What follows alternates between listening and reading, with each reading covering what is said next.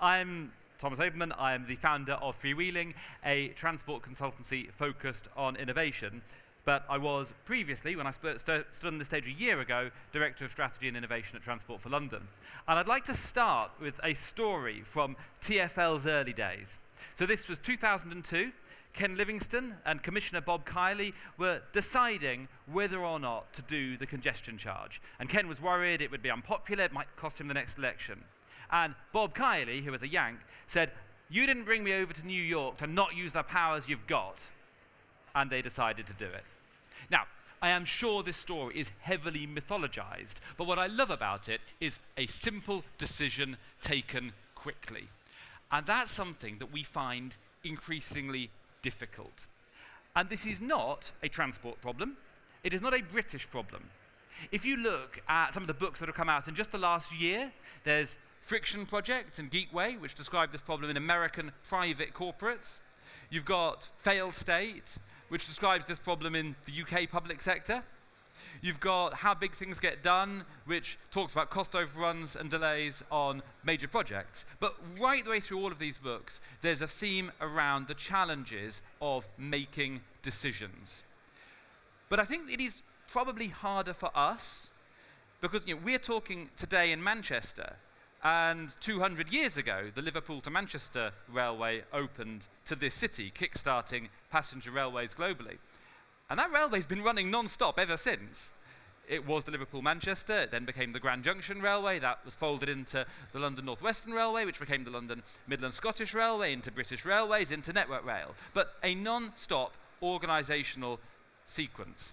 And all the way through that sequence, you've got good, well-motivated people adding processes, adding sign-offs, adding structures to prevent bad things happening, to improve safety, to improve accountability. But collectively, they make it hard for people to do their jobs and make decisions, because it's a kind of ratchet. It's very easy to add structures, processes, and it's much, much harder to take them away. But there is another reason why I think we're finding it particularly hard to make decisions at the moment. And that is the amount of data and information that is available to help us. So I'm going to talk about zettabytes now. So a zettabyte is 1 trillion gigabytes. A gigabyte is 1 billion bytes. And a byte is 8 bits, which is a letter or a number. So the amount of data created globally last year was 147 zettabytes. Now, to put that into context, 10 years ago, it was 6.6 zettabytes. The amount of data created each year has increased 20-fold in the last 10 years. And some of that's Google and Amazon, but some of it's us. And doing that extra model, or asking for a revision to a spreadsheet, because it's now so much easier to do these things, so we can.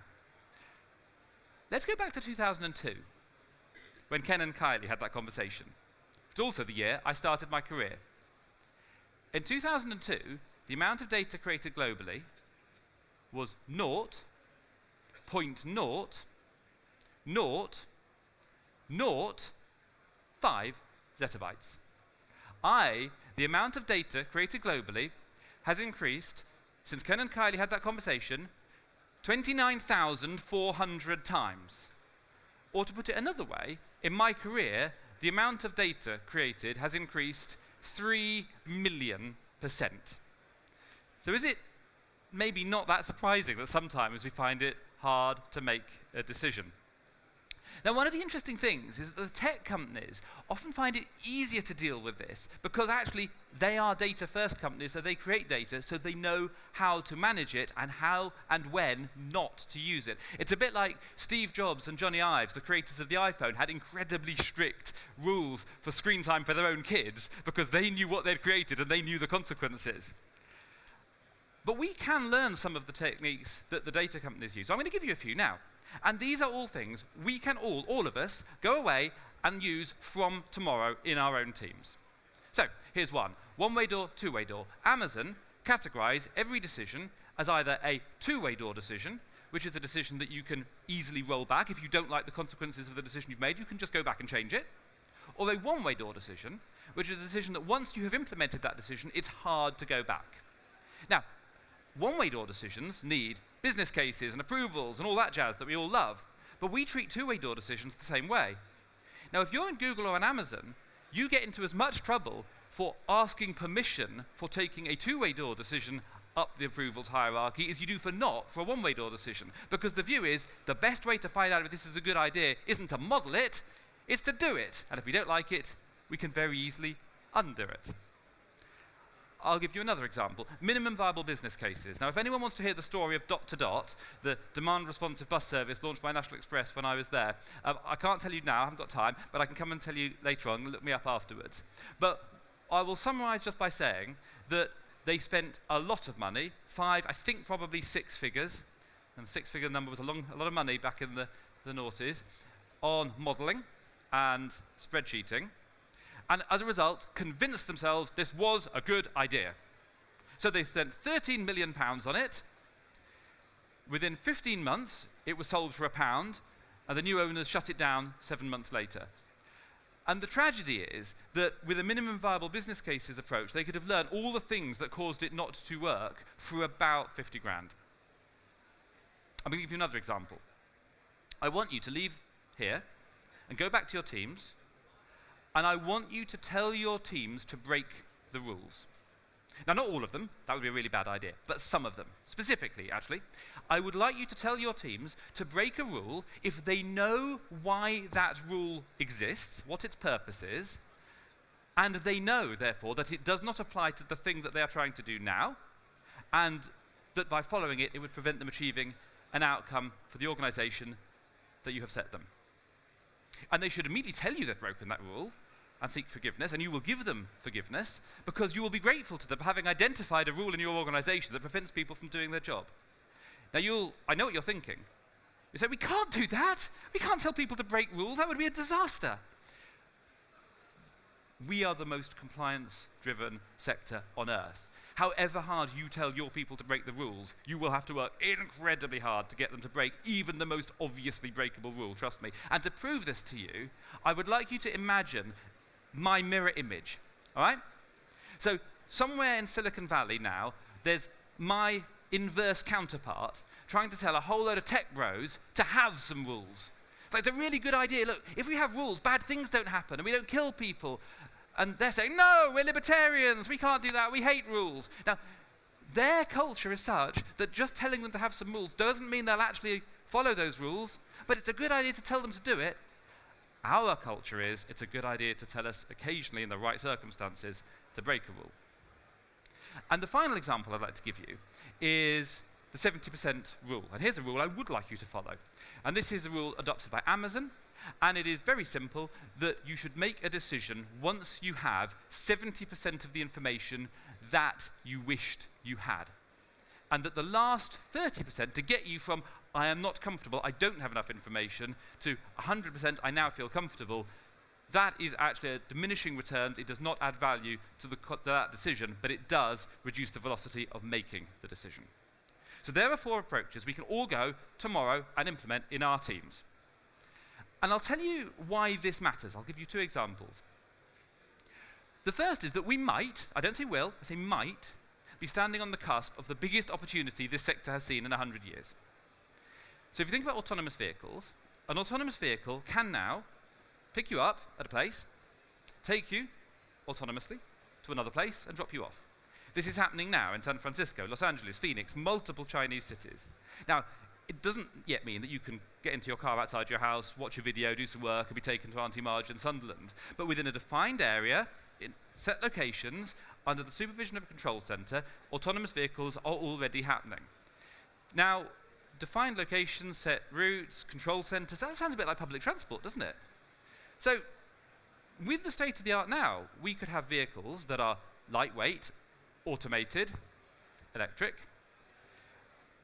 We could probably run that for about £1 a mile. And at about £1 a mile, we could economically connect every suburb and every village back into the public transport network, a kind of reverse beaching that would not only deliver for those communities, but those branches would strengthen the core trunks, a reverse beaching. But we're not going to do it.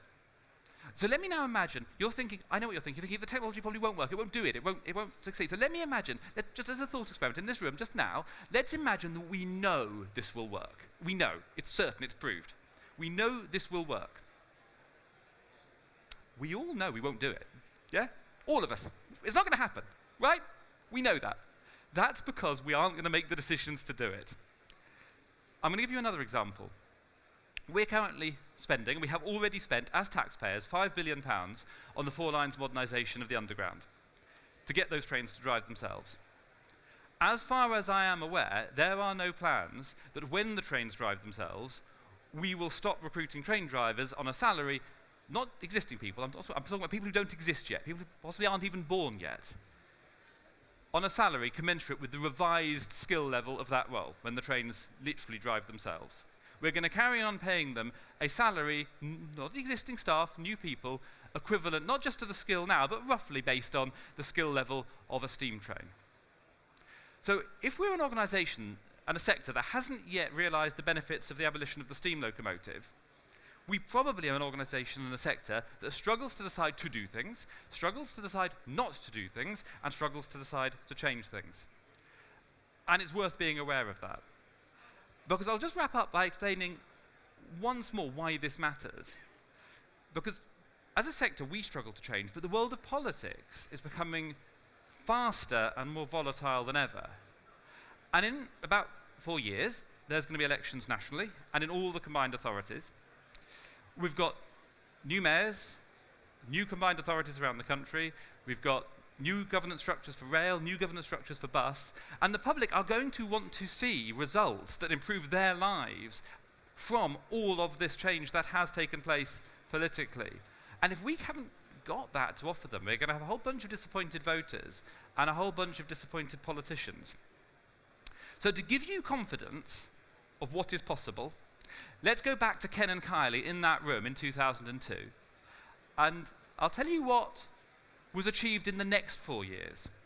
They did launch the congestion charge, and they launched the Oyster card, and they increased the bus fleet by 40%, and got bus ridership up by 40%, and they increased the bus lane network to 175 miles, and they got permission to fund and create the Elizabeth line, and they achieved a 4% mode shift from private to public travel, all in the next 4 years from 2002 in a world of 0.0005 zettabytes of data. Now, I don't want to scare you, but by 2030, the amount of data created globally is going to be measured in the yottabyte. I'm not even going to tell you what a yottabyte is, but if we want to achieve the kind of change that they were achieving in 2002 in our sector, then the first thing we need to do is make some decisions about how we make decisions. Thank you.